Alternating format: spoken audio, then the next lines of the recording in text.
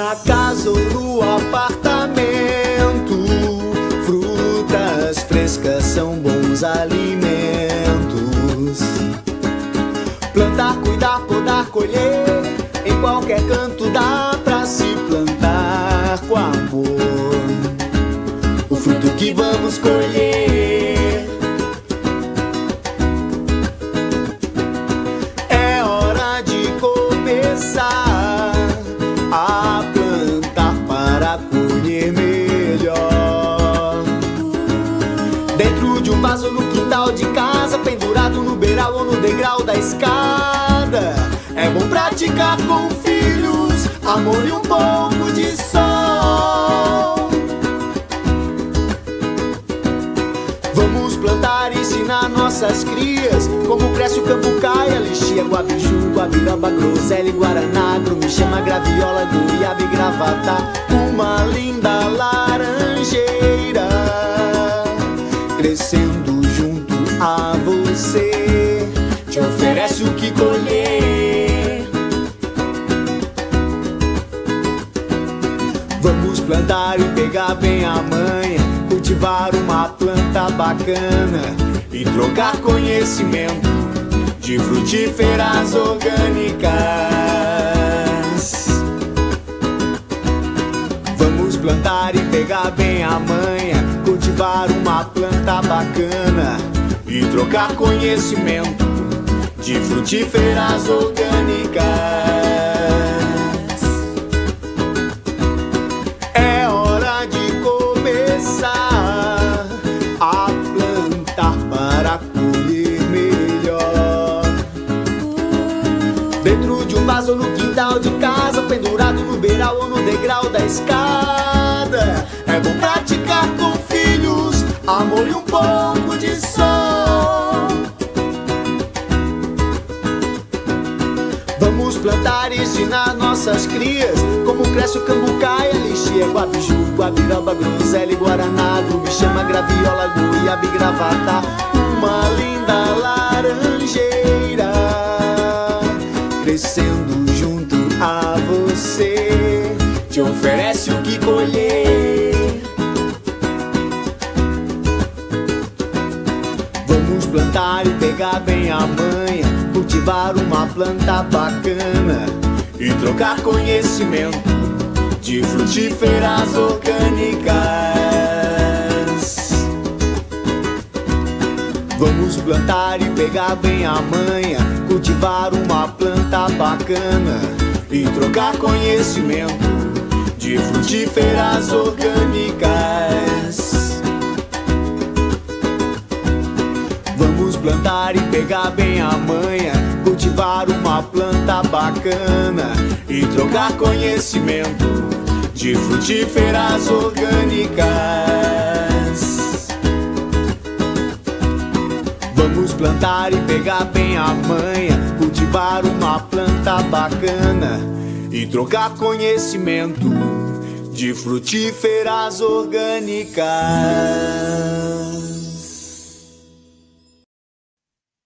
Olá, sejam todas e todos muito bem-vindos. Estamos ao vivo pelo canal Capacitações EPAGRE Online. Eu sou Flávia Maria de Oliveira e estarei na mediação desta transmissão. Os colegas Felipe Espíndola e Annelise Nilberi são os responsáveis técnicos desse encontro. Sintam-se acolhidos e abraçados por toda a nossa equipe EPAGRE. Agradeço a colaboração do amigo e parceiro Seu Maneca, que é o intérprete da música de abertura. É um prazer estar com você para promover o 5º encontro do curso online sobre produção de pitaia. Hoje serão abordados assuntos referentes a manejo do pomar e fertilidade do solo, podas, condução de mourão, manejo de plantas de cobertura e adubação verde de inverno, nutrição e adubação com os instrutores Gelton Guimarães e Ricardo Martins. Nestes tempos de pandemia, essa foi a maneira que nós encontramos para realizar esse importante evento. E para diminuir a distância, a nossa interação será via chat aqui da transmissão. A qualquer momento, você poderá se manifestar digitando no campo de mensagens. Isso é possível para quem nos acompanha pelo celular e computadores. eu aproveito para solicitar que nos digam de onde nos assistem e como está o som e a imagem desta transmissão. Se você ainda não é inscrito no nosso canal Capacitações EPAGRE Online, inscreva-se e acione o sininho de notificação para ficar por dentro de todas as nossas transmissões. Já deixe o seu like carinhoso em nossa transmissão, pois a programação está incrível. A proposta está linda e eu tenho certeza que esse tempo junto será de muita partilha, interativo e com muito conhecimento. Então agora já é a nossa hora da postura na cadeira, porque o show vai começar. Eu passo a palavra para o nosso anfitrião, o parceiro Joe Roger Espido, da Coopertec Cressol. Bem-vindo, Joe! Boa noite a todos e a todas. É uma satisfação enorme estar aqui presente com vocês.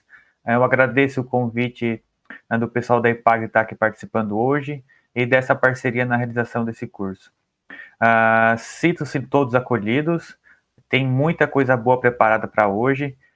É um módulo bem especial para a cultura da pitaia, tem muito conteúdo bacana esperando e vai ser muito bom e uma noite de muito aprendizado na cultura da pitaia. Hoje a primeira parte vai iniciar com o pesquisador Gelto e depois o extensionista Ricardo. A partir de agora, eu chamo o pesquisador Gelto da estação da EPAGRE de Itajaí para fazer a sua palestra. Boa noite, pessoal. Hoje nós vamos dar continuidade ao nosso curso online sobre produção de pitaia.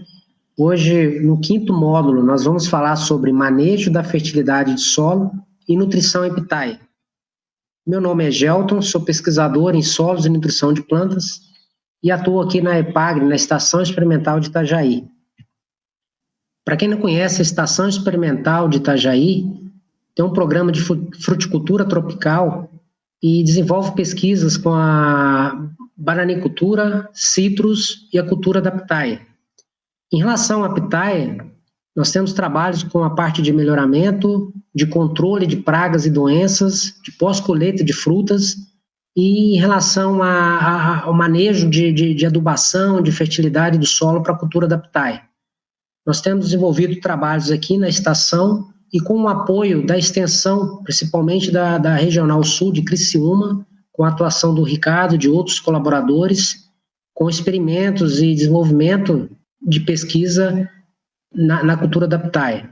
A EPAGRE publicou no ano passado o boletim técnico sobre o cultivo da pitaia, e esse boletim ele está disponível na página da EPAGRE para download, acesso livre, e ele aborda os principais temas de forma mais simples sobre produção de pitaia. E boa parte do que eu vou mencionar aqui hoje nessa palestra, ela também está presente aqui nesse boletim, no tópico recomendação de calagem e adubação. Então, no 2º módulo, o nosso colega Joe, da Coopertec, ele apresentou sobre a implantação do pomar e abordou os temas sobre a escolha da área, a melhor área para implantar o pomar. Também abordou e mencionou sobre a amostragem de solo, a importância de fazer análise de solo antes da implantação do pomar, sobre a correção de acidez do solo, a importância de fazer essa correção de acidez do solo em profundidade, antes da implantação do pomar, pela pitaia ser uma cultura perene e não permitir o revolvimento do solo após a implantação do pomar. Então, é um momento que o produtor tem de fazer a incorporação de calcário, de corrigir a acidez do solo e a fertilidade antes da implantação do pomar. E também abordou sobre a adubação de plantio e formação.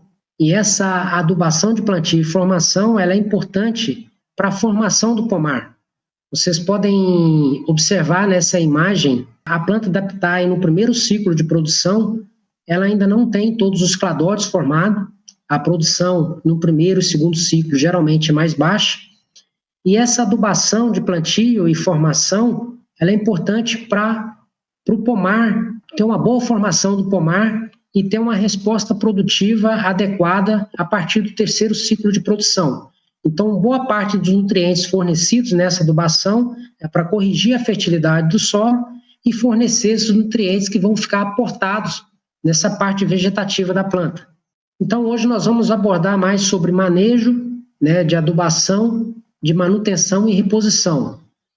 E esse gráfico, ele exemplifica um pouco dessas diferentes adubações, onde nós temos na primeira fase aqui a adubação de plantio ou de correção, que tem como objetivo elevar os teores de nutriente para essa faixa adequada, acima do nível crítico dos teores no solo.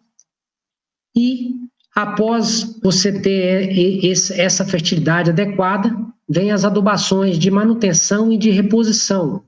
Nada mais é do que aquela adubação de repor os nutrientes que foram exportados pela cultura, pela colheita das frutas, ou que foram perdidos no solo por lixiviação, por volatilização. Esse gráfico também ele mostra para a gente a relação entre o rendimento relativo com os teores de nutrientes no solo. Notem que, para um solo de baixa fertilidade, a planta responde muito à adubação. Você tem um incremento mais acentuado, uma resposta produtiva à aplicação de nutrientes. Já para solos de alta fertilidade, quando você tem altos teores de nutrientes, a aplicação de fertilizantes, você não tem um ganho acentuado em produtividade. Então, esse gráfico ele mostra para a gente que não é necessário aplicar altos teores ou a planta não vai responder à aplicação de altos teores de nutrientes no solo a partir dessa fase. Então, para falar sobre o manejo de adubação, é importante mencionar essas 4 questões que vão auxiliar a obter uma maior eficiência no processo de adubação. As 2 primeiras questões elas estão relacionadas à definição de o que aplicar no solo e o quanto aplicar. Essas 2 questões elas vão ser respondidas ou o produtor precisa da análise de solo para definir qual nutriente deve ser aplicado e o quanto aplicar no solo. O produtor ou o técnico vai ter o apoio das tabelas de doses, de recomendação. Em relação a onde aplicar e o quanto aplicar, está mais relacionado ao manejo e está relacionado à localização, ao parcelamento de dose que nós vamos abordar nessa palestra de hoje. Em relação à amostragem de solo, em pomares adultos, né, ou seja, aqueles com mais de 3 anos de idade, a amostragem ela deve ser realizada na projeção da copa no perfil de 0 a 10 centímetros. Por quê? Você tem uma maior concentração de raízes ativas na projeção da copa e essas raízes da pitaia ela exploram um maior volume de solo nesse perfil de 0 a 10 centímetros. É recomendável fazer essa coleta de solo no final da safra anualmente, justamente para o produtor conseguir programar com antecedência a adubação do próximo ciclo de produção. Também recomendamos a amostragem de solo na entrelinha, nesse caso no perfil de 0 a 20 centímetros, pode ser realizada de 2 em 2 anos, para o produtor conseguir fazer a adubação das plantas de cobertura e também fazer a adubação ou a mensuração dos nutrientes, da correção de acidez na entrelinha do pomar. Em relação à calagem, ela tem como objetivo elevar os teores de cálcio e magnésio no solo. No caso, nós recomendamos elevar a saturação de bases para 75% e o pH do solo para 6. Nós resumimos aqui no boletim técnico, nós apresentamos essa tabela, onde relaciona aqui o índice SMP, que é o índice utilizado aqui em Santa Catarina e Rio Grande do Sul, para a definição de doses de calcário. Aqui nós temos a relação entre o índice e a quantidade de calcário que deve ser aplicada para elevar o pH do solo para 6. Nesse caso, é importante frisar a necessidade de fazer a correção da dose, a correção da quantidade de calcário que deve ser aplicada em função do PRNT do calcário, do poder de reatividade desse calcário. Geralmente o produtor encontra no mercado calcários com PRNT em torno de 80%, de 70%, 80%, e é necessário fazer essa correção da dose em função do PRNT do calcário. E também é importante mencionar que nessa fase de pomares implantados, a calagem, a aplicação do calcário vai se dar na superfície do solo, e nesse caso deve-se aplicar metade da dose, justamente para corrigir a acidez do solo nos 10 primeiros centímetros. Esse é um trabalho que o Ricardo desenvolveu na região de Criciúma, que foi feita a avaliação, né, a partição e a quantificação da exportação de nutrientes na pitaia de polpa branca. Nessa tabela, ela resume para a gente o conteúdo desses nutrientes presentes no cladódio e no fruto. Notem que os frutos acumulam mais nitrogênio, fósforo, potássio e boro, e os cladódios acumulam mais cálcio, magnésio e esses micronutrientes. Lembrando que esses nutrientes presentes no fruto, eles vão ser exportados do pomar, né? Com a colheita você está removendo esses nutrientes do solo.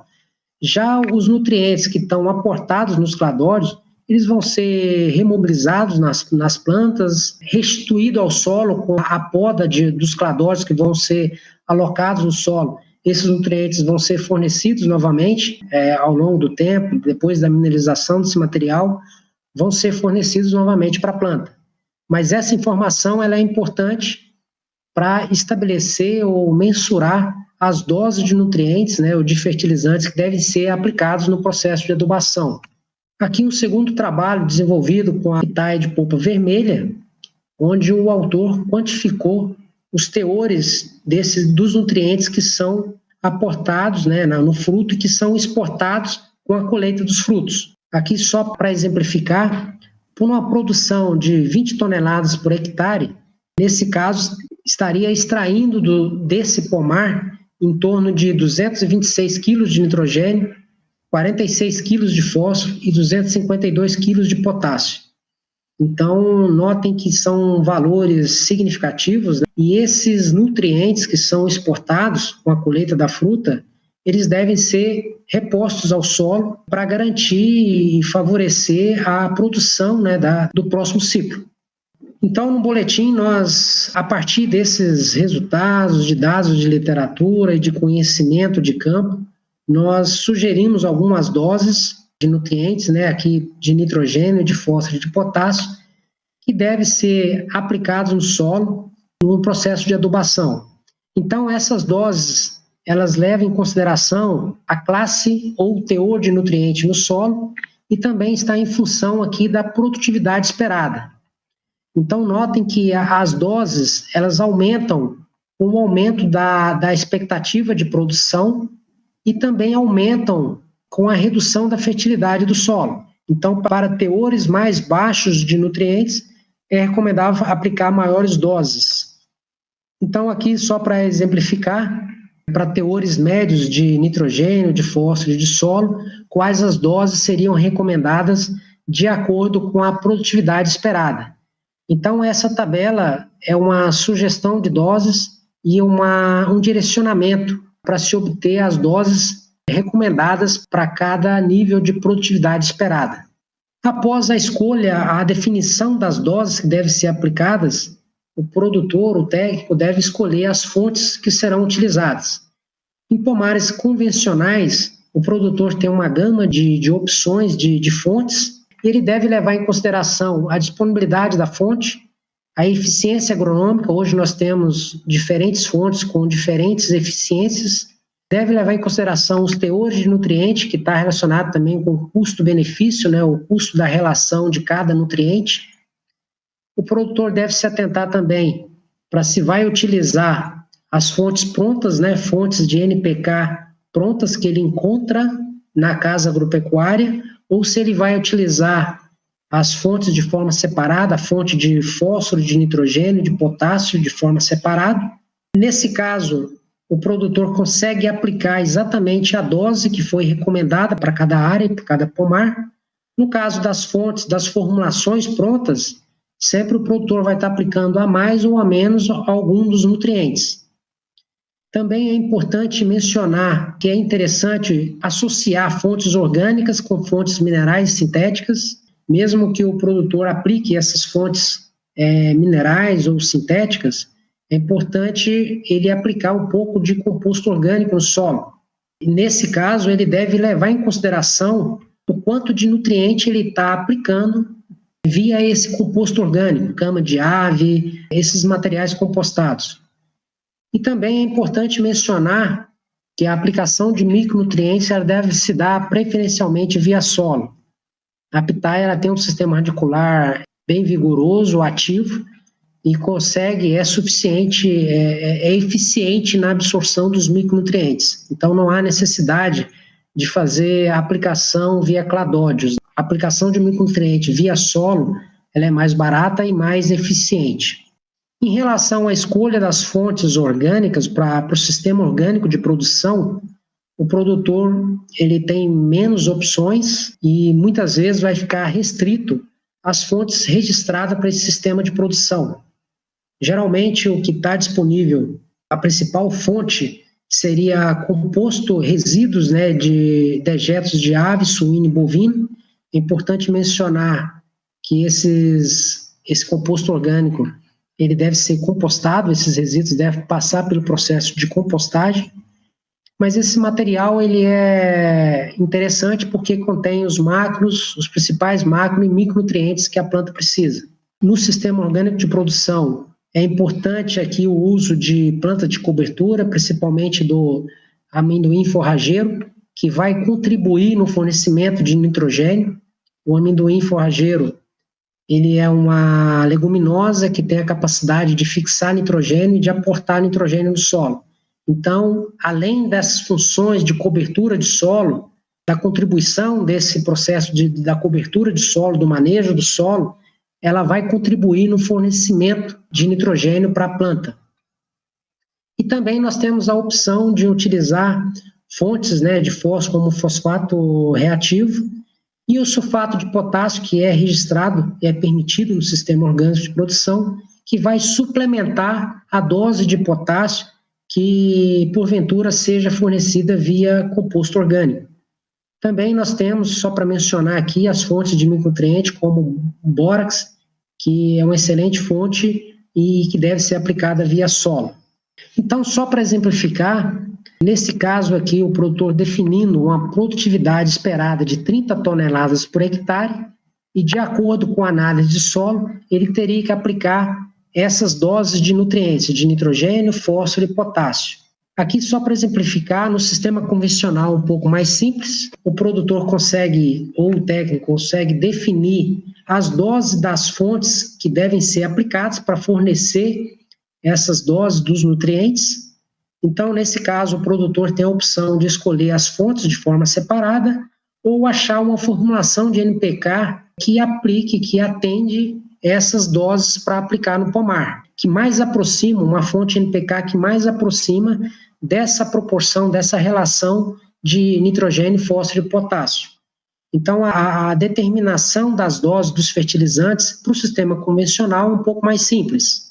Já para o sistema orgânico de produção, levando em consideração aqui para uma produção ainda de 30 toneladas por hectare, os teores de nutrientes seriam os mesmos. No entanto, o produtor ele tem uma limitação de fontes.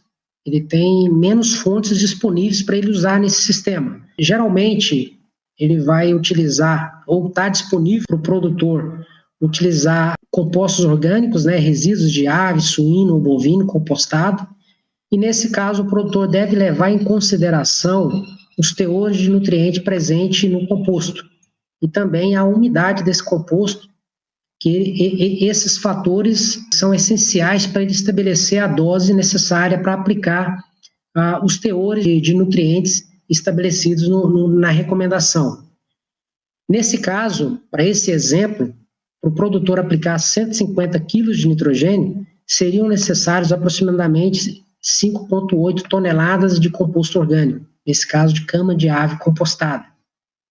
E essa cama de aves, ela também vai fornecer macro e micronutrientes, outros macro e micronutrientes. Aqui, só para exemplificar, levando em consideração esse teor de fósforo e de potássio, o produtor estaria aplicando um excesso de fósforo, a recomendação aqui no caso de 35 quilos, o produtor, para atender toda a demanda de nitrogênio, ele estaria aplicando 129 quilos de fósforo a mais da dose recomendada. E no caso do potássio, iria faltar 28 quilos, que pode ser suplementado via adubação de sulfato de potássio. Então, é só para exemplificar como é um pouco mais difícil fazer a determinação das doses de fertilizantes para o sistema orgânico de produção. Nesse caso, o que pode auxiliar é o uso de adubação verde. No caso, o amino enforrageiro poderia fornecer boa parte do nitrogênio e, nesse caso, a dose do composto orgânico seria menor para suplementar a adubação nitrogenada. A adubação nitrogenada ia ser fornecida principalmente via a adubação verde, com amino enforrageiro. O produtor iria aplicar mais um pouco de composto orgânico para fornecer o restante do nitrogênio. Ele ia aplicar todo o fósforo que seria demandado e boa parte do potássio, que ele poderia suplementar o restante do potássio via sulfato.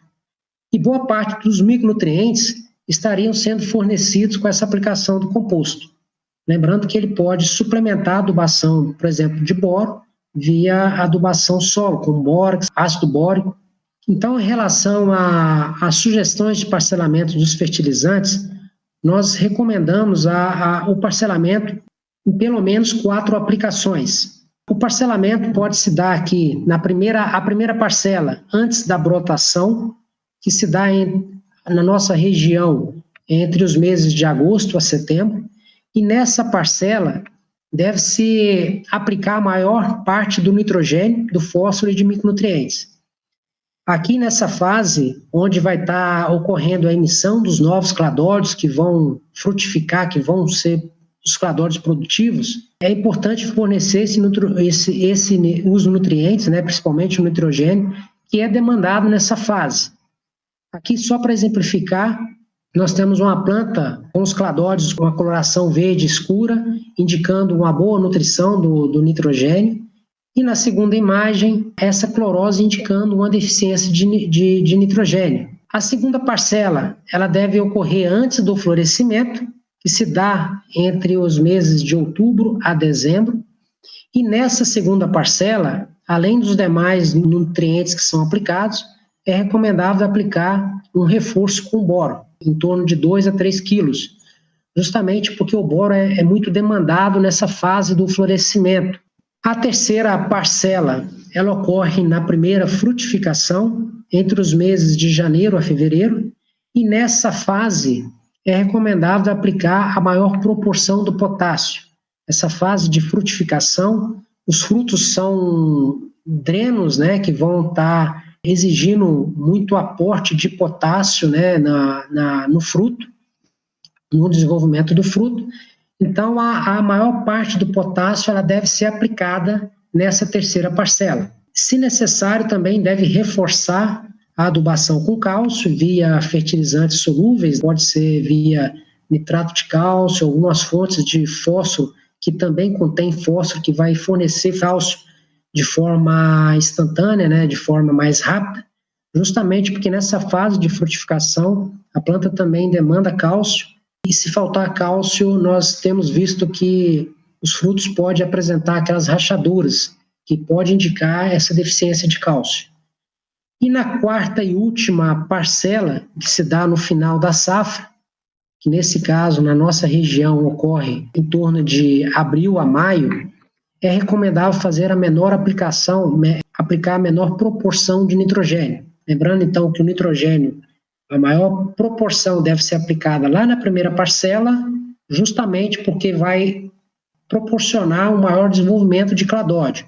Nesse caso, não é recomendável aplicar a maior proporção de nitrogênio nessa fase, justamente para não estimular o desenvolvimento de novos cladóides nessa época de frio aqui na nossa região, que vai ocorrer danos de queimadura, como vocês podem observar aqui nessas imagens abaixo. São queimaduras causadas pelo frio, que ocorre aqui na nossa região, e essa queimadura, ela compromete esses cladóides, que vão produzir, que vão frutificar no próximo ciclo de produção.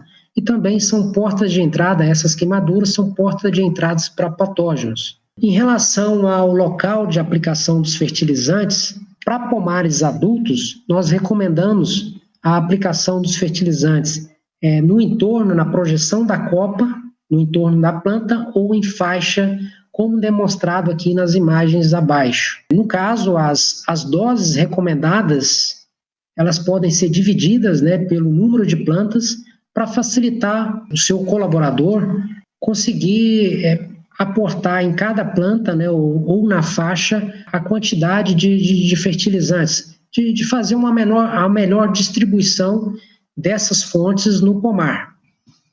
Aqui, como exemplificado, nós temos aqui a cobertura, né, do amendoim forrageiro, que contribui aí com o aporte de nitrogênio, e o fornecimento do composto orgânico, que vai fornecer os demais nutrientes aqui no sistema orgânico de produção. Então, como considerações finais, é importante mencionar que sempre deve fazer a calagem e adubação com base na análise de solo. Então, a análise de solo é uma ferramenta importante para estabelecer as doses de calcário, para corrigir a acidez do solo e para fazer a recomendação das doses dos fertilizantes. Também é importante mencionar que o produtor deve fazer o diagnóstico visual nos pomares para auxiliar no momento onde ele vai distribuir ou vai fazer os parcelamentos das doses, né? Então, com esse diagnóstico, ele vai conseguir aumentar a eficiência no parcelamento das doses e da adubação. Também é importante mencionar o uso de plantas de cobertura no pomar, além do manejo de solo, de outras contribuições da planta de cobertura. No caso, o amendoim forrageiro, ele contribui muito com a adubação de nitrogênio, com o fornecimento de nitrogênio dentro do pomar. A escolha das fontes adequadas para cada sistema de cultivo, então o produtor deve se atentar para esse fator, né? É importante escolher uma fonte adequada para cada sistema. Hoje nós temos fontes mais eficientes, né? Só que o produtor tem que levar em consideração o custo-benefício dessa fonte e a importância de fazer o parcelamento das doses de acordo com a necessidade e a demanda da planta. Bom, aqui fica o meu contato, né, o meu agradecimento à atenção de todos vocês e estou aberto para tirar dúvidas. Obrigada, Gelton. Agradecer a participação de todos, a manifestação de carinho, os retornos aí sobre o som e imagem, né? Registrar que é importante que vocês nos digam para que se ocorra alguma situação a gente consiga convergir, corrigir durante a nossa transmissão, para não ficar prejudicada a nossa participação aqui.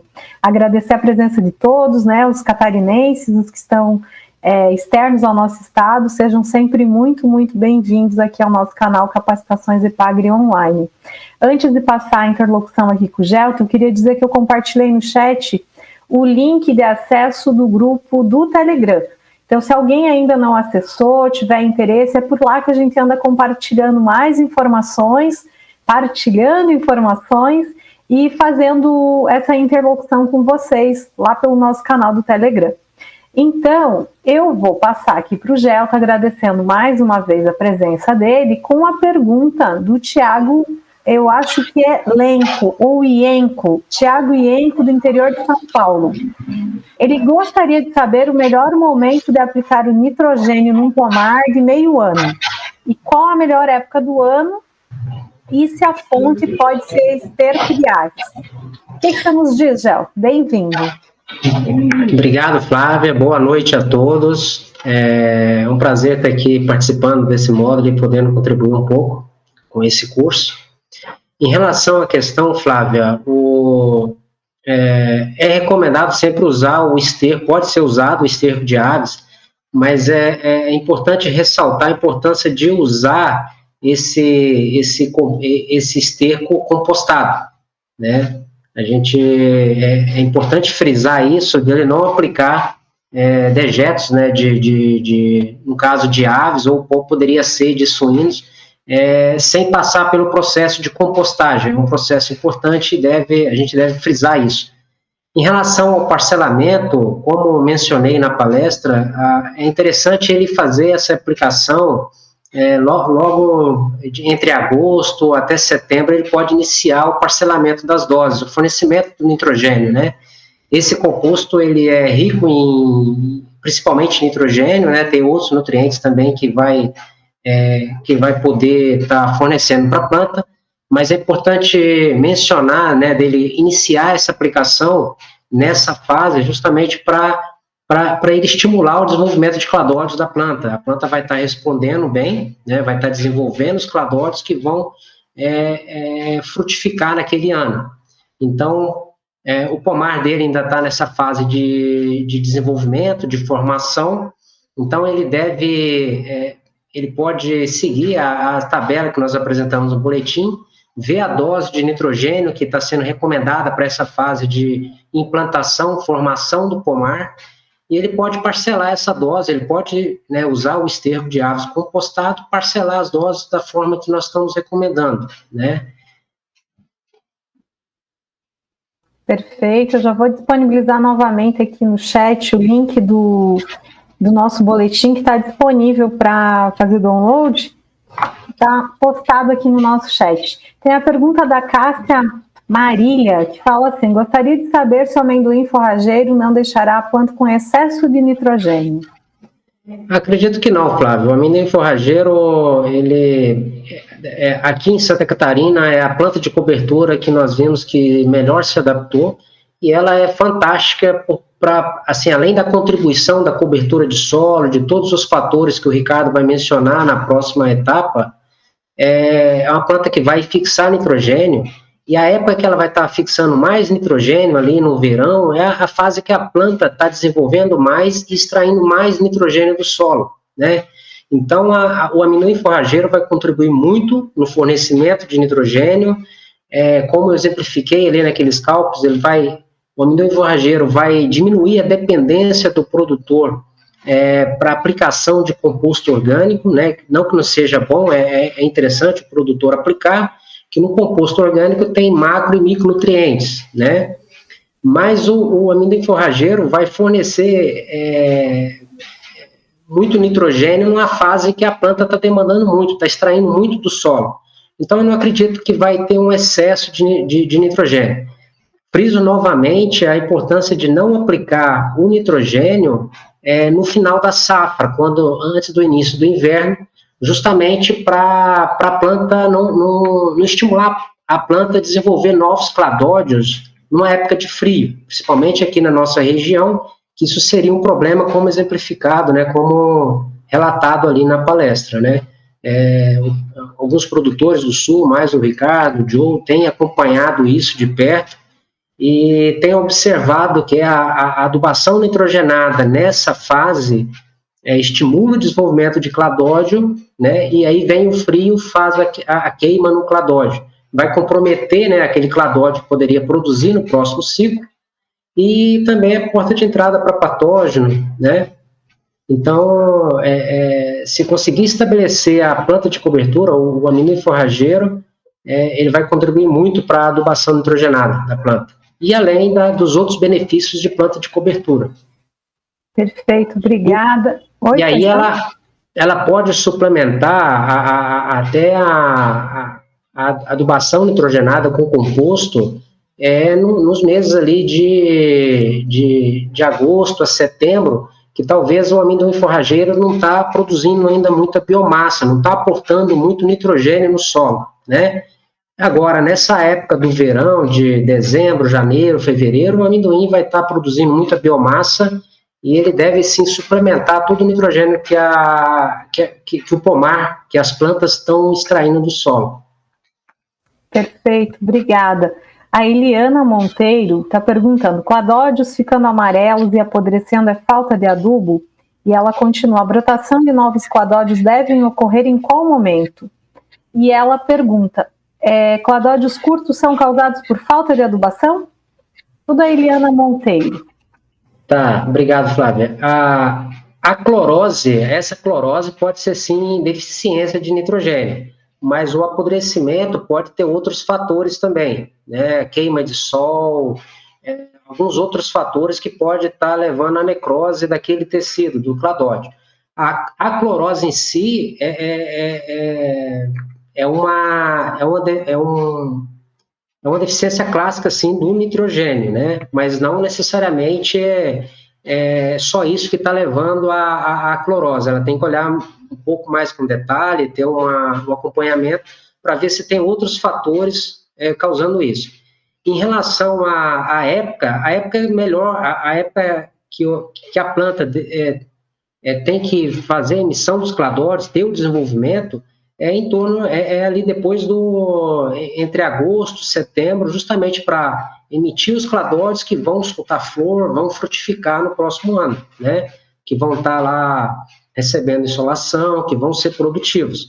Então, a época de emissão do cladóide é nessa fase, né? De agosto, setembro, né? Até nessa fase que a gente recomenda fazer essa aplicação do nitrogênio, justamente para estimular a planta a desenvolver novos cladóides.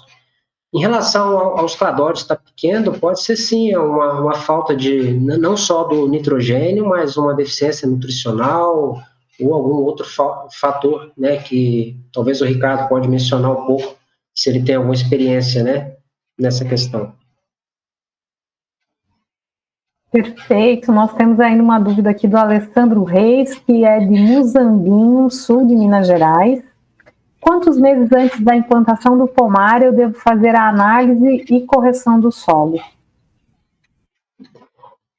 Bom, ele deve, pelo menos uns 3 meses, 2 meses antes. Isso foi abordado na palestra do Joe, no segundo módulo do curso. O nosso colega, ele pode assistir está muito bem detalhado com o Joe, mas, assim, é importante frisar, Flávia, que essa preparação, essa pergunta dele é muito importante, né, que, assim, se tratando da implantação do pomar, é importante ele ter essa preocupação em fazer a coleta de solo, né, e se programar muito bem antes da implantação, correção de solo. Ele vai precisar, no mínimo, de uns 2, 3 meses, né, para fazer essas etapas de coletar a amostra, enviar para o laboratório, receber o laudo, fazer as interpretações, a calagem, a correção de acidez, né, a correção da fertilidade do solo, e implantação do pomar, que vai ocorrer ali, dependendo da região, né, mais para o final do ano. Então, é importante ele fazer isso com antecedência. 2, 3 meses, acho que é suficiente para ele se programar. Perfeito. Eu vou pedir que o pessoal continue, né, te dando suas dúvidas. Depois o Gelton, ele vai continuar com a gente, ele retorna.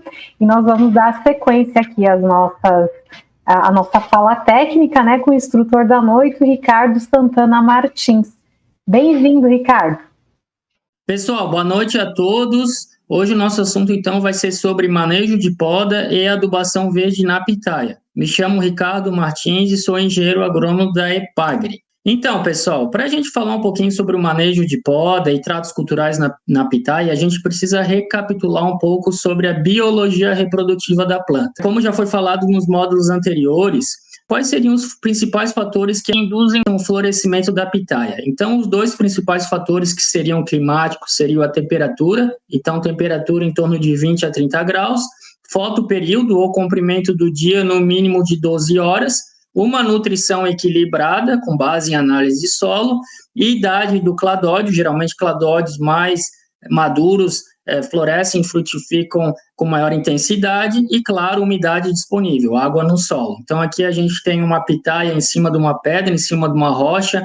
Aqui a fertilidade do solo não é tão exuberante como se fosse num solo agrícola. Então, aqui o principal fator climático que estaria induzindo o florescimento da pitaia seria, com certeza, a temperatura e o fotoperíodo. São os principais. E quando a gente fala da poda, a gente precisa falar um pouquinho sobre os seus princípios, principalmente os princípios da poda em plantas tropicais. Então, como a gente já falou nos módulos anteriores, a pitaia ela é uma espécie de clima tropical a subtropical, principalmente originária da América Central. Portanto, a circulação da seiva e a ativação do metabolismo durante todo o seu ciclo produtivo. A gente observa muito aqui no sul catarinense, nas condições de sul do Brasil, veranicos, que ocorrem principalmente em maio. E quando ocorre esse veranico de inverno, ela continua brotando, ela não para, o metabolismo da planta não para. Portanto, a pitaia ela só apresenta um período leve de repouso nessas condições mais frias aqui do sul do país, principalmente de junho e julho. Ou seja, a pitaia ela não entra em dormência tal como uma planta de clima temperado. A pitaia é uma planta de clima tropical, ela sempre está brotando caso a temperatura, principalmente a temperatura ambiente, aumente. Logo, a poda tem como objetivo equilibrar a vegetação, a frutificação e principalmente o peso da planta no suporte. A pitaia, e deixar bem claro, pessoal, que a pitaia ela frutifica tanto em ramos jovens como em ramos velhos, desde que contenham gemas. Aonde você colher um fruto, ela não vai mais florescer e frutificar, mas ao longo, na extensão do cladódio, desde que contenha gemas e exposição solar, ela com certeza ela vai estar florindo e frutificando.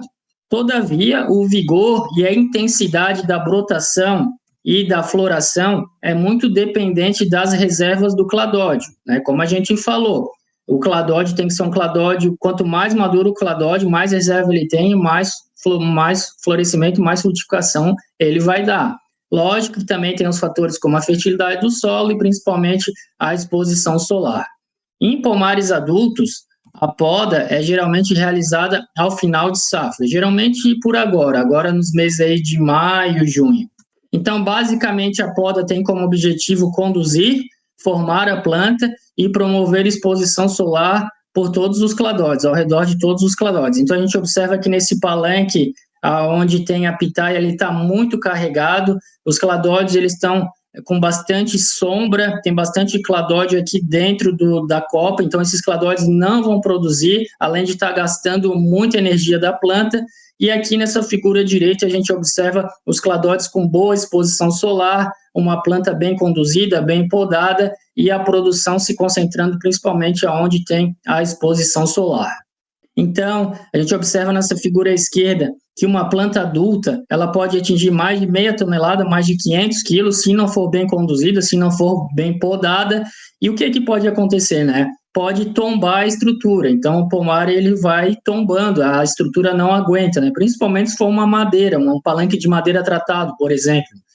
Então, a gente tem que manejar esse pomar, a gente tem que fazer os tratos culturais, temos que fazer a poda dos cladóides que estiverem na sombra, os cladóides que forem produtivos, ou também os cladóides afetados por pragas e doenças. É muito interessante a gente eliminar do pomar. E, claro, vão servir também de drenos de nutrientes. Isso não é interessante, pois ele tira toda a energia da planta. Então, como eu falei mais uma vez, a poda ela equilibra a vegetação e a frutificação. Então, esse é o modelo de condução que a gente trabalha aqui nos pomares de Santa Catarina, o modelo de condução da copa em guarda-chuva. Então, basicamente, os cladóides das plantas de pitaia, eles têm que ser conduzidos dessa forma pendente ao redor do suporte e de formato em guarda-chuva com 100% de exposição solar. E aqui em cima a gente observa que são os cladóides novos, os cladóides que vão fazendo a reposição desses cladóides mais velhos. Na verdade, os cladóides mais velhos, eles são repostos, principalmente porque eles começam a sombrear, só por causa disso, porque não tem vida útil. Desde que ele contenha gemas, ele está produzindo. Então, está aqui o florescimento da pitaia e as flores, elas estão aparecendo onde tem exposição solar. Então, a gente observa nessas figuras o pomar todo florido. Geralmente, a gente tem os picos de florescimento aqui em Santa Catarina, em torno de 6 a 7 floradas comerciais. Agora, falando um pouquinho do manejo da poda em pomares jovens, não é um manejo muito intenso, na verdade seria mais uma desbrota. A gente também vai tentar fazer esse modelo guarda-chuva, tal como a gente faz em pomares adultos. A gente, então, tem que classificar os brotos, geralmente a gente escolhe os brotos ou os cladóides mais vigorosos e a gente distribui ele ao redor do suporte de sustentação. Então, a gente vai moldando a planta, como vocês observam aqui na figura direita, fazendo também um modelinho de guarda-chuva, mas não precisa ser uma poda muito intensa, até porque a gente tem bastante espaço para trabalhar os cladóides e os brotos ao redor dessa estrutura de sustentação, visto que não está tão sobrecarregado, tal como em pomares adultos. Pessoal, outra técnica que alguns agricultores têm feito é o desponte de cladódio. Quando o cladódio chega na altura do suporte ou na altura do pneu, o pessoal tem cortado esse cladódio no sentido de induzir a brotação. Mas não é uma prática que a gente recomenda, a gente entende que a brotação ela é muito mais dependente da fertilidade do solo, principalmente em relação à adubação nitrogenada. É uma prática também que vai atrasar as primeiras frutificações dos pomares jovens e a gente entende que o cladódio, quando ele ganha idade, quando ele ganha comprimento, ele naturalmente ele fica pendente na estrutura do moeirão. Então, dessa forma, o agricultor consegue organizar melhor os cladódios ao redor do palanque. Outra questão é o manejo de poda no sistema espaldeira, que é um sistema com alta densidade de plantas. Na verdade, esse manejo de poda, ele é o mesmo feito, da mesma forma que é feito no moeirão, só porque ele vai ser muito mais intenso, porque os cladódios, eles vão competir por luz, e a gente sabe que a pitaia ela precisa de luz para florescer e frutificar, não pode haver sobreposição de cladódios, então ela é da mesma forma do que é feito no outro sistema. E o manejo da poda em pomares adultos também imita a mesma condição dos pomares jovens, a gente vai selecionar os ramos, os cladódios mais vigorosos. A gente também tem o costume de selecionar os cladódios que apresentam essa dominância apical. O produtor chama muito de cladódio em formato de espada, pois eles têm um crescimento mais avantajado, então a gente costuma selecionar esses ramos que têm essa pontinha, e a gente vai selecionando aqui ao redor do tronco de sustentação, de forma a distribuir todos os cladódios ao redor do suporte. É muito importante a gente também deixar esse ambiente arejado, não deixar um cladódio ou um broto em cima do outro, a gente deixar um espaço para ele poder crescer e a gente fazer esse sisteminha de guarda-chuva. E, claro, permitir também as trocas gasosas, permitir que a planta ela esteja bem arejada para promover uma boa sanidade, não deixar os cladódios acumular muita umidade aqui no meio, abafar ou sombrear, deixar o pomar bem leve e bem arejado. Então, está aqui o agricultor, geralmente ele faz essa operação, então, final de safra, a partir de maio, ele já vai moldando a planta, removendo os cladódios que estão sombreados, que porventura estejam doentes, danificados, principalmente com queimaduras aí de frio, queimaduras de cladódio ou queimaduras solares. Então, a gente vai eliminando esses cladódios mais danificados e colocando aqui nas entrelinhas do pomar, nas ruas do pomar. Então, está aqui o olho do produtor, ele olhando a planta e vendo a melhor forma que ele pode moldar. A gente costuma muito falar em pentear a planta, ele vai penteando os cladódios de forma a ficar igual nessa linha aqui, ó, em todo o formato guarda-chuva. E depois, então, a destinação dos cladódios oriundos da poda. Então, a gente faz essa poda aí final de safra e a gente tem recomendado o produtor destinar todos esses cladódios nas ruas do pomar. Por que ele coloca todos esses cladódios aqui nas ruas do pomar? Para fazer uma ciclagem de nutrientes. Nesses cladódios existem os nutrientes que a planta absorve, que a planta exporta, e eles estão contidos nas reservas desses cladódios, e depois então a gente coloca no meio das ruas do pomar e passa uma roçadeira. A gente faz uma trituração para a ciclagem de nutrientes dos cladódios. Claro que também coloca nutrientes e também coloca principalmente matéria orgânica. Botando matéria orgânica, tu está melhorando principalmente as propriedades biológicas do solo, porque você está ativando a microbiota. A gente fez uma estimativa em um pomar com 2.000 plantas por hectare, a poda pode destinar até 60 toneladas de cladódios por hectare. Isso equivale a 4 sacos de cloreto de potássio, principalmente potássio, que ela absorve em maior quantidade, pode destinar 4 sacos de cloreto de potássio por hectare, fora os outros benefícios, como o incremento de matéria orgânica. A desbrota é outra tarefa que a gente sempre tem que estar fazendo, pessoal, tanto em plantas jovens quanto adultas. Eu falei da poda, do geral, da gente fazer no final de safra, mas a brotação da pitaia, ela sempre está acontecendo. Principalmente aqui nas condições de sul do país, a partir de agosto, setembro, até novembro, ela vai brotando. E a brotação ela é muito variável com a fertilidade do solo, principalmente fertilidade nitrogenada, principalmente a questão do nitrogênio, idade do cladódio, cladódios mais velhos tendem a brotar mais, e também a reserva do cladódio, claro. Então, a gente observa a planta com diversos brotos, inúmeros brotos aqui ao redor dos cladódios, a gente tem que desbrotar esses cladódios. A gente só pode deixar os ramos principais depois do suporte, a gente não pode deixar os ramos secundários, terciários, quaternários, senão eles vão fazer sombra nesses cladódios. Então, a gente tem que deixar esses cladódios sozinhos após o suporte. E aqui em cima a gente deixa os de reposição. A gente também pode, claro, utilizar uma tesoura de poda para cortar esses brotos, mas também podemos fazer uma torção com uma luva de couro que sai bem fácil, principalmente brotos.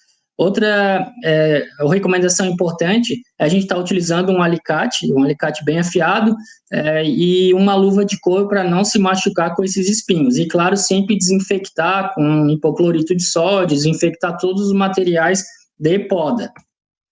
E se o produtor optar, claro, se houver necessidade, pode estar utilizando uma cauda bordaleza, um cobre, para fazer a cicatrização desses cortes. Agora, então, pessoal, falando um pouquinho da adubação verde de inverno, é outra prática que a gente tem utilizado muito aqui nos pomares do sul catarinense.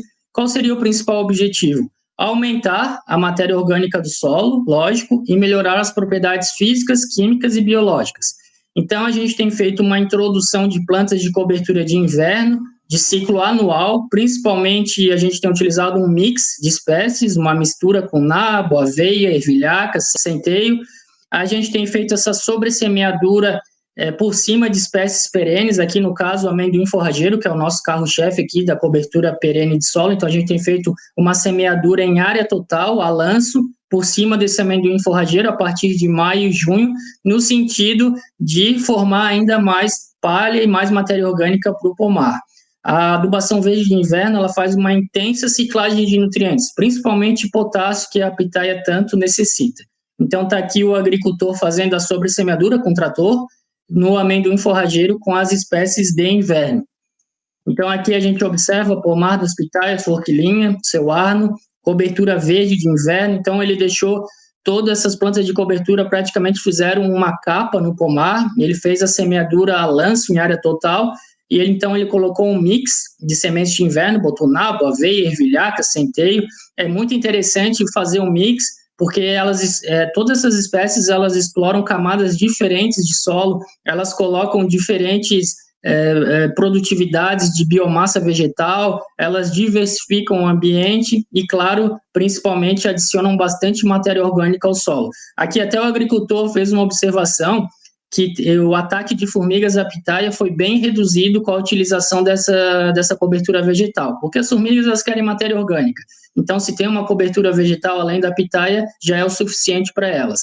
Além também de ele ter notado que deu um bom equilíbrio térmico no pomar, ele observou bem menos queimaduras de frio do que se não tivesse com essa cobertura. Então, 3 a 4 meses depois, ele fez essa semeadura em maio, 3 a 4 meses depois ele fez a roçada. Então, o agricultor fez a roçada ao final do inverno, a partir de agosto, setembro, e depositou, então, toda essa biomassa vegetal, tanto da parte aérea quanto a radicular. A gente já fez umas estimativas a campo de produção de matéria seca das plantas de cobertura, tanto as de perenes de verão, como as anuais de inverno. Elas têm atingido quase 100 toneladas de matéria seca hectare ano, principalmente a biomassa aérea. A biomassa radicular a gente nem conseguiu estimar, né? Então, vocês observam que quase 100 toneladas realmente é um resultado incrível e isso vai dar muitas melhorias nas propriedades físico-químicas e biológicas do solo. Então, a gente tem um trabalho aqui do Amado, de Santa Maria, que ele mostra a ciclagem de nutrientes com o uso do nabo forrageiro. A ciclagem de nutrientes é a recuperação de nutrientes que poderiam estar sendo perdidos por lixiviação no solo. Então, o nabo forrageiro ele pode ciclar até 175 quilos de nitrogênio por hectare. E olhem o potássio, pessoal, em torno de 344 quilos de potássio por hectare. É incrível. Então, o nabo forrageiro ele absorve esses nutrientes, ele deposita na sua biomassa aérea, tanto na biomassa radicular quanto a biomassa aérea. O agricultor faz a roçada, esse material ele é lançado no solo, ele é decomposto, ele vira matéria orgânica e vai sendo mineralizado e liberando os nutrientes para as plantas novamente. Então, ele evita a sua lixiviação e que o agricultor perca esses nutrientes. Está aqui o seu Arno mostrando o tubérculo do nabo forrageiro, aqui é sensacional o tamanho desse tubérculo, a gente pesou, deu 1 quilo, então vocês imaginem também a perfuração que faz esses tubérculos no solo, isso é muito bom para promover uma boa aeração, uma boa infiltração da água, aumentar a porosidade, realmente é um trabalho incrível essa adubação verde de inverno no pomar de pitaias. Então, pessoal, agora vamos recapitular um pouco os manejos de tratos culturais que a gente viu até agora na pitaia. Então, a gente tem a polinização. Hoje, a gente tem utilizado muito a polinização cruzada, mas já está sendo substituído pelas variedades autoférteis, que, a princípio, não necessitam mais de polinização cruzada. O uso de copos, principalmente na nossa região, onde há muita precipitação, então é mais um manejo que a gente tem utilizado muito no pomar de pitaias. A poda principalmente de pomares adultos, e a desbrota, principalmente em pomares jovens, adultos também. Temos também o controle de pragas e doenças, principalmente com o uso de caudas, principalmente a cauda bordaleza, a cauda sulfocáustica. Temos a roçada de plantas de cobertura, que a gente utiliza bastante aqui na região. Então, essa roçada, em situações onde a oferta hídrica é maior, a gente tem feito de 2 a 3 vezes por mês. Então, considerando uma safra de 5 meses, a gente tem feito até 12, 15 roçadas durante a safra. Temos feito adubação, principalmente adubação orgânica, de 2, 3, 4 vezes na safra. Então, são manejos bem intensos. Temos também uma nova tecnologia que a gente tem orientado o produtor, principalmente o produtor que tem problema com irapuá, problema de praga, é a utilização de saquinhos, fazer um ensacamento dos frutos, também para agregar maior valor aos frutos, melhor qualidade. E, claro, temos a operação de colheita também, que demanda bastante mão de obra e muito trabalho para o produtor. Então, só para recapitular para vocês que os manejos com a pitaia são manejos intensos, é uma planta muito rústica, muito produtiva, mas se você caprichar, se você dedicar, você consegue resultados surpreendentes, resultados fantásticos, e é isso que a gente tem feito aqui em Santa Catarina. Pessoal, agradeço a todos, deixo novamente meu e-mail, meu contato, nosso canal de YouTube, nosso canal aqui do Telegram, e fico à disposição para quaisquer questionamentos. E muito obrigado. A gente que agradece, Ricardo. Foram muitos os questionamentos aqui. A gente vai tentar responder a maior quantidade possível. Algumas a gente já está respondendo no chat. A Maria Lisiane Quevedo Cunha. Estamos fazendo o curso para implantar o pomar, mas temos frio negativo no inverno e no verão já chegamos à temperatura de 40 graus. O que a gente faz? Bem-vindo. Boa noite a todos, mais uma vez aí agradeço pela oportunidade, né, da gente estar ministrando aí o 5º módulo do curso. Agradeço também aos meus colegas, o Jalto, o Diogo, a Flávia aí pela composição aqui na equipe, né. E em relação às temperaturas, a gente já falou até nos módulos anteriores, né, a pitaia ela tem bastante limitação no desenvolvimento vegetativo, também no desenvolvimento reprodutivo em temperaturas negativas, né? Vai ter limitação principalmente na questão do florescimento, frutificação, na produtividade. Em temperaturas altas é a mesma coisa, né? Acima de 40 graus também os prejuízos são semelhantes. Então, a melhor forma da gente tentar manejar esses problemas ambientais é a gente, né, fazer tudo que a gente está preconizando, né? Fazer os tratos culturais corretos na planta, fazer uma boa adubação, né, fazer uma análise, adubar a planta conforme análise de solo, conforme recomendação, para proporcionar um melhor conforto para ela. Aqui a gente tem a Polaquinha Jankovic, é o nickname. Quando você falava ali, é como saber quais são improdutivos? Então, a gente geralmente denomina os cladóides que são improdutivos, os cladóides que eles estão sombreados, ou os cladóides que estão danificados por alguma queimadura, seja de temperatura alta ou queimadura de frio, ou cladóides afetados por pragas e doenças, cladóides que têm as suas gemas reprodutivas comprometidas, basicamente nesse sentido, mas principalmente cladóides que estão sombreados, que não vão receber exposição solar e não vai conseguir induzir o florescimento. A pergunta aqui da Lígia Romano. Tem-se uma média de pegamento de flores para pitaia? Ideal acima de 90%, né? Se tiver todas as condições adequadas, tanto de ambiente, nutricional, se tiver tudo certinho no pomar, pelo menos acima de 90% de pegamento de flores. M. Passamai, ele pergunta, ou ela pergunta, é correto cortar a ponta dos cladódios maiores de 50 centímetros para brotar a fruta? Então, pessoal, esse corte é um desponte, né? É como algumas pessoas falam, ou essa corta da ponteira do cladódio para induzir florescimento e frutificação não tem base. O que induz o florescimento e a frutificação na pitaia é principalmente o fator ambiental, que é o comprimento do dia, o fotoperíodo e a temperatura. A intensidade do florescimento e frutificação, daí vai variar com a fertilidade do solo, com a idade do cladódio, com a condução do pomar e etc. Mas não tem base cortar a ponta do cladódio para induzir florescimento. A Eliana Monteiro, Ricardo, está perguntando, a semeadura da adubação verde pode ser feita sobre a braquiária? Sim, adubação verde de inverno, sim. Aqui no sul a gente está recomendando fazer essa adubação de verde de inverno na pitaia e a gente chama essa técnica de sobressemeadura. É a mesma coisa que a gente faz nas pastagens, né? Quando essas plantas de cobertura de estação quente, de verão, chega o inverno, elas vão paralisando o crescimento, elas não vão mais brotando, elas entram em repouso. E aí, nesse caso, a gente pode entrar com uma adubação verde de inverno, seja aveia, nabo, ervilhaca, e a gente pode fazer uma semeadura a lanço em área total por cima dessas plantas. Tem a pergunta do Maicon Araújo sobre a poda. Qual seria a melhor forma de poda para a formação de copa? Então, como eu falei no curso ali, eu não recomendo, né? Eu, que represento a EPAGRE, né? Nós técnicos da EPAGRE, a gente não recomenda fazer essa formação de copa com poda. Mas o produtor pode fazer. A gente tem produtores que fazem essa desponta quando o cladódio chega na altura do suporte, porque eles entendem que a pitaia vai brotar melhor e ele vai conduzir ao redor do suporte. Mas, como eu falei, é muito mais dependente essa brotação da fertilidade do solo, da idade do cladódio, ou mesmo da organização que tu vai fazer em cima do suporte do que tu fazer aquela desponta. Não há necessidade de fazer.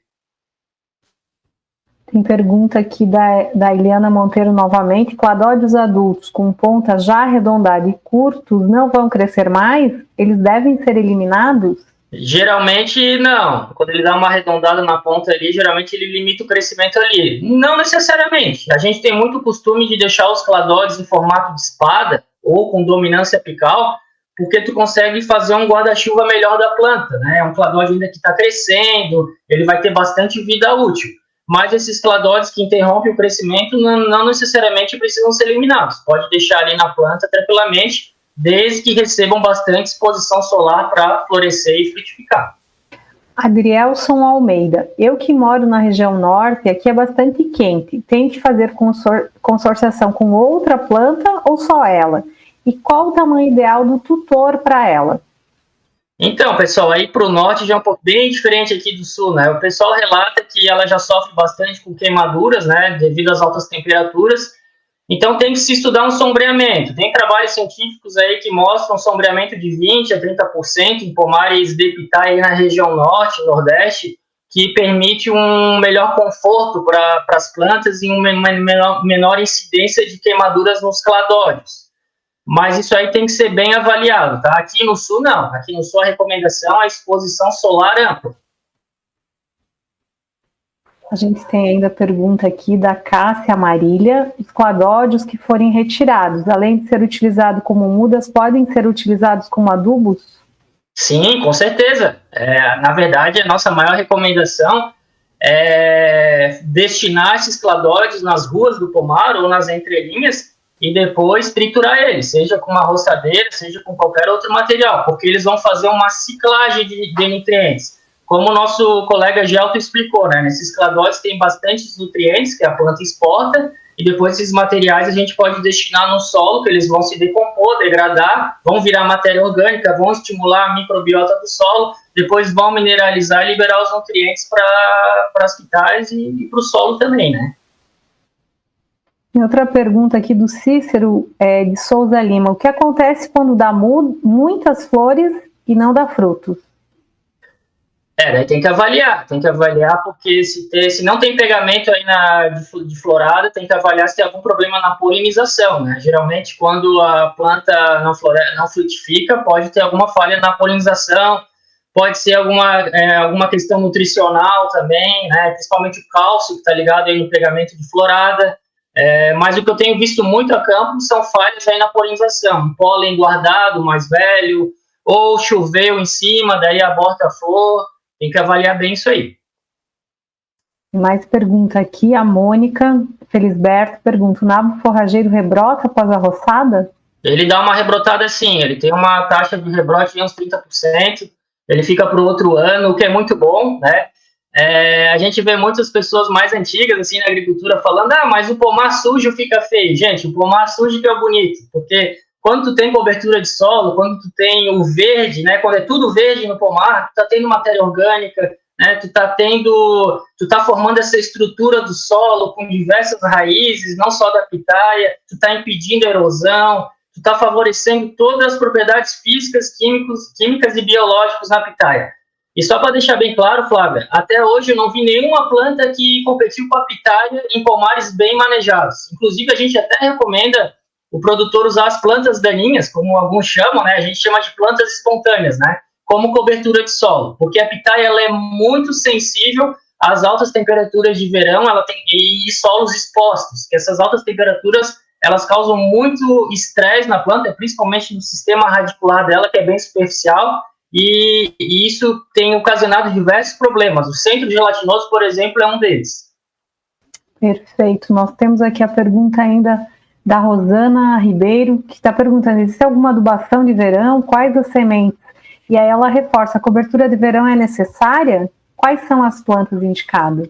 A gente sempre recomenda uma cobertura permanente, né, no pomar, e geralmente uma cobertura de verão, né, que tem um ciclo perene, e daí depende da região. Aqui no sul a gente está usando muito amendoim forrageiro, mas a gente também utiliza a braquiária, também é uma excelente cobertura de solo, ela te dá um volume de massa muito maior, por exemplo, para o amendoim forrageiro. Por outro lado, ela não fixa nitrogênio, né, o amendoim forrageiro ele é um pouco mais nobre por essa questão do nitrogênio, mas pode utilizar o que for. Como eu falei, inclusive até as plantas espontâneas como cobertura. O importante é manter o solo sempre exposto e protegido. E aí tem a pergunta aqui da Júlia Branquinho. Como é feito o manejo de estaca viva para evitar concorrência? Ela é de Divinópolis, Minas Gerais. Eu acho que a estaca viva é o tutor vivo, né? Tá em estudo, tá? Eu vou ser bem sincero para vocês, eu acho excepcional esse manejo de pitaia em tutor vivo, né? Tem alguns estudiosos aqui no Brasil também fazendo experimentos, né, nessa área, mas não temos ainda um manejo definido e eu acho que é muito cedo ainda para a gente falar isso. Inclusive, a gente vai instalar um pomar comercial agora aqui no sul catarinense, com 500 tutores vivos. A gente vai utilizar a moringa, então a gente vai plantar a pitaia na moringa, e a gente ainda quer ver a questão também da adaptação desse tutor vivo. Tem que ver se ele se adapta bem às nossas condições de clima e solo. Perfeito. Eu trago o Gelton aqui de volta para a nossa tela, porque tem pergunta para ele também, que ficou aqui no decorrer, né, da fala. A Eliana Monteiro está perguntando assim, o problema de estimular a brotação de cladódios após colheita é somente a questão da queima, dos dias menos frio... Não, perdão, da queima pelo frio? É isso que ela está perguntando. O problema de estimular a brotação de cladódios após a colheita é somente a questão da queima pelo frio? É para o Gelton. Tá fechado o microfone, Gelton. Desculpa, pessoal. Então, essa questão ela depende muito da região, né? Aqui no sul, nós temos observado isso. O estímulo do desenvolvimento de cladódio na época do frio tem ocasionado a queima dos cladódios, né? São tecidos novos, mais sensível ao frio. Em outras regiões mais quentes, se ela não tiver déficit hídrico, ela pode fazer adubação, vai desenvolver os cladódios. Mas, assim, eu acho interessante ela também observar a resposta da planta. De repente, ela pode esperar para fazer aquele maior aporte de nitrogênio numa época que a planta vai responder, vai desenvolver mais, uma época que vai ter maior disponibilidade de água no solo, né, para a planta responder bem. Perfeito. Nós temos aqui a pergunta da Júlia Branquinho. Uma quantidade maior de adubação orgânica pode ajudar no melhor desenvolvimento das plantas, Gelton? Ela deve estar mencionando sobre a aplicação de composto orgânico, né? Sim, o composto orgânico ele é um dos das principais fontes, né, que o produtor tem para fornecer diferentes nutrientes de uma forma única, né? Mas vale ressaltar, Flávia, a importância de ser um material bem compostado, do produtor, né, de quem está recomendando, conhecer o conteúdo, conhecer os teores de nutrientes que estão presentes naquele composto orgânico, né? Geralmente o composto orgânico certificado, ele vem na etiqueta com as concentrações, né, de nutrientes, da forma que eu mencionei na palestra. É importante ter essa informação para o produtor, para o técnico, quem está fazendo a recomendação, conhecer o quanto ele está aportando de cada nutriente no solo. Por quê? O excesso do nutriente pode levar a um desequilíbrio nutricional da planta e esse desequilíbrio pode favorecer ataques de patógenos, de pragas. Então, assim, o excesso também pode ser problema, né? Então, é importante usar o composto certificado ou pelo menos compostado na propriedade, mas conhecer o quanto desse composto tem de nutrientes, né? O Thiago Ienco está perguntando, seria possível ter alguma cobertura verde em pitaia plantada em vaso, ou é melhor focar em cobertura seca nesse caso? No caso, em vaso? Vaso. Se tem vaso. Bom, desconheço essa questão, viu, Flávio? Eu acho que o Ricardo vai poder contribuir melhor. Eu não sei. Ricardo, consegue nos ajudar nessa dúvida? Claro, com certeza. Sim, com certeza. Inclusive, aqui na minha casa eu tenho 3 vasos com pitaia plantada e a cobertura meio de forrageiro.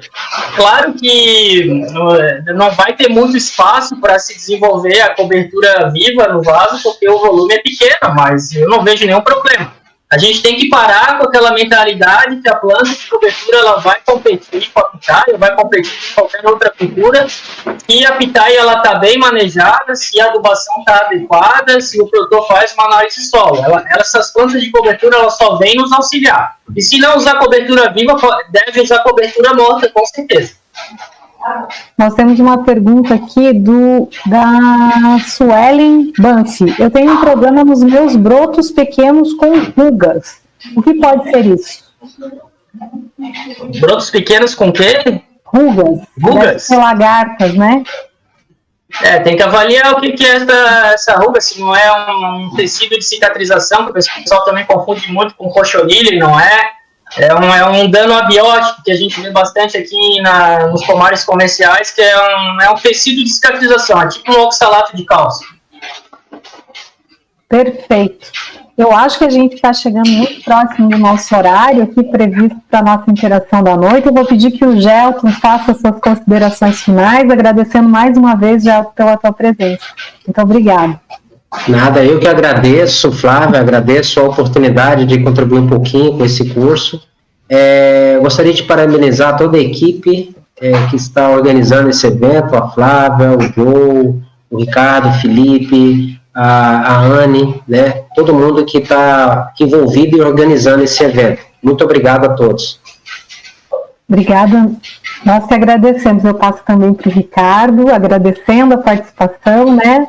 Essa dinâmica das respostas pontuais, com todo o conhecimento.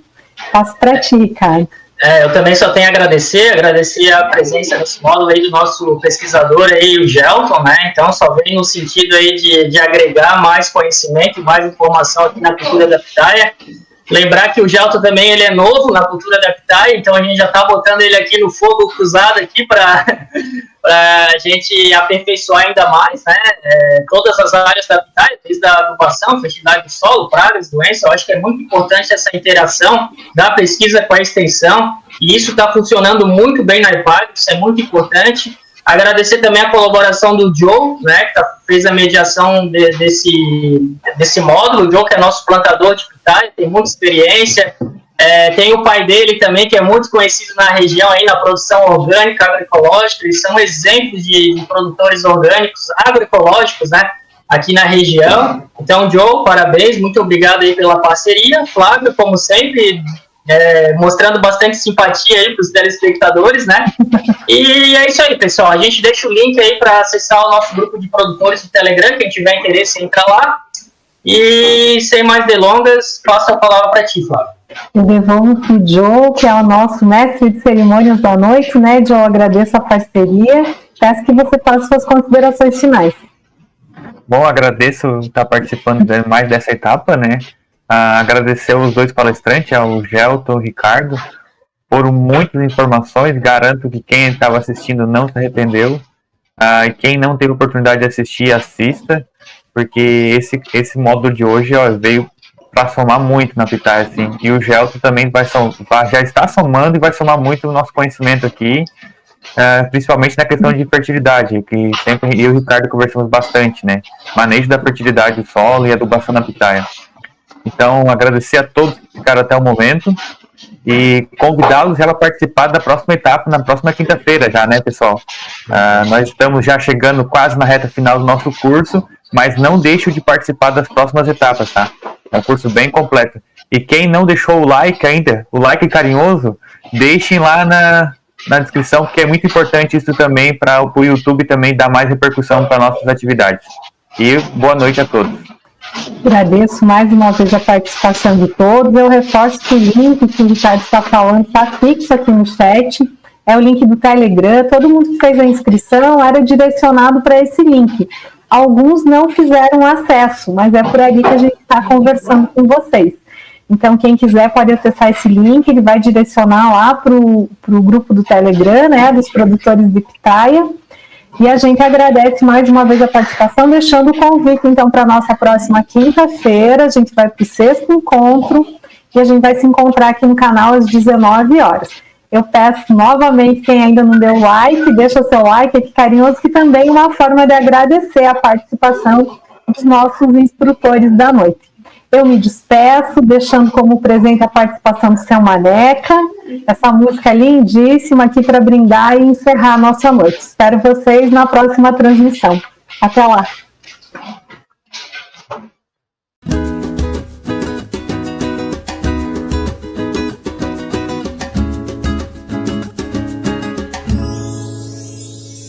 Na casa ou no apartamento, frutas frescas são bons alimentos. Plantar, cuidar, podar, colher, em qualquer canto dá pra se plantar com amor o fruto que vamos colher. É hora de começar a plantar para colher melhor. Dentro de um vaso no quintal de casa, pendurado no beiral ou no degrau da escada. É bom praticar com filhos amor e um pouco de sol. Vamos plantar e ensinar nossas crias como cresce o cambucaia, lixia, guabiju, guabiramba, groselha, guaraná, grumichama, graviola, goiaba e gravatá.